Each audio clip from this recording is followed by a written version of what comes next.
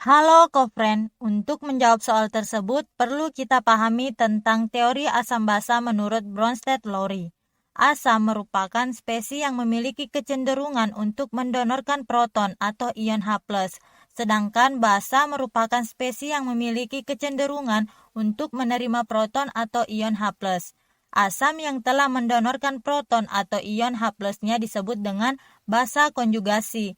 Sedangkan basa yang telah menerima proton atau ion H+ adalah disebut asam konjugasi.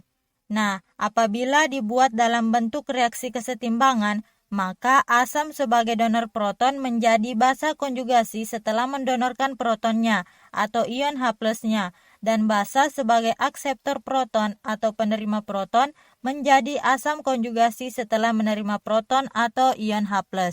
Nah, kita lihat pada soal ini, diketahui persamaan reaksi asam basa Bronsted-Lowry berikut. Dari reaksi tersebut yang merupakan pasangan asam basa Bronsted-Lowry secara berurutan adalah, nah kita lihat pada reaksi yang pertama, NH3 ditambah H2O berkesetimbangan menghasilkan NH4+ ditambah OH-. Nah, di sini H2O menyumbangkan protonnya atau ion H+-nya kepada NH3 sehingga terbentuk NH4+. Nah, karena H2O telah mendonorkan proton, maka ia bersifat asam. Kemudian setelah ia mendonorkan proton, terbentuk OH- sebagai basa konjugasinya. Nah, tadi NH3 telah menerima proton, maka ia bersifat basa. Setelah ia menerima proton, maka terbentuk NH4+ sebagai asam konjugasinya.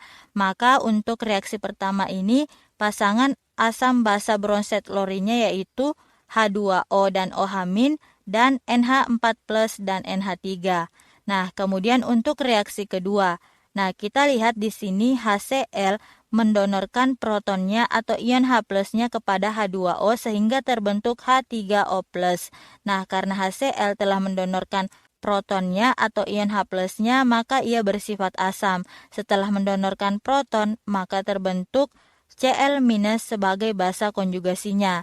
Nah, tadi H2O telah menerima proton atau ion H+, maka ia bersifat basa. Setelah menerima proton tersebut, terbentuk H3O+ sebagai asam konjugasinya. Maka untuk reaksi tersebut, pasangan asam basa Bronsted-Lowry-nya yaitu HCl dan Cl- serta H3O+ dan H2O.